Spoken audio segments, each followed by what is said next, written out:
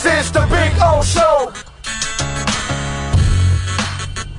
This is the Big O Show. You've been on fire this week. I guess going after Grier and Flo, and not happy with the results right now.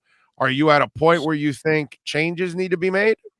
I'm at a point where I think if they lose to the Colts on Sunday, I know what it is because I've been here for 14 years. It becomes finger pointing time. It becomes, our O-line is crappy because coaches aren't getting it done. Oh, no, our O-line is crappy because the personnel department, they got us crappy players. No, why are we getting big plays from our receivers? When you lose to the Colts, and then let's assume we're going into Tampa and you take an L there, and then you start the year 1-4, and you're in that pit of mediocre teams. You got to answer some tough questions to Steve Ross. And that's when the finger pointing and the bickering and the cut eyes begin. And that's usually I've seen it happen so many times here. That's usually the demise of an organization. And people start jockeying. So to relieve some of that pressure, as I wrote in a column yesterday in Centeno, got to beat the Colts. Got to beat the Colts. I'm not going to say this is a must-win game because FLores teams have started worse and have rebounded. Yeah. Although I think it is a must-win period this week and 2 weeks from now against the Jags, because those are the games that you lose. Yeah. And at the end of the year, you're going to go, we didn't make the playoffs because we lost that game and that game. Yeah. And the Colts and the Jags are the two games that could cost you. That will cost you a playoff spot, by the way.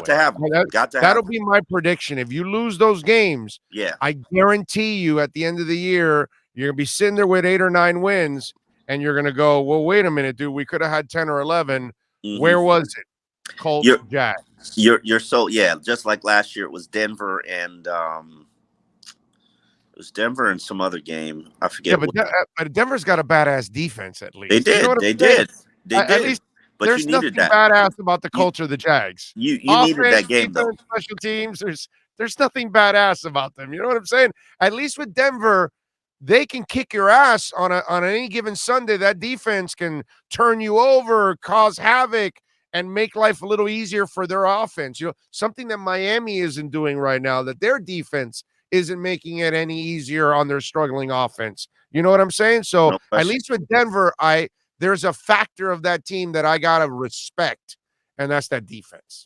Yeah, I mean, but think about it. The Colts were a playoff team last year, and they were they've been injury depleted, no question about it. Yeah, I doubt they'll have 5 starters, and Carson Wentz is playing on 0 good ankles, and Quentin Nelson, who I believe is a top 20 player in this league, isn't going to be on the field. Right there, that's where I'm going to tell you that.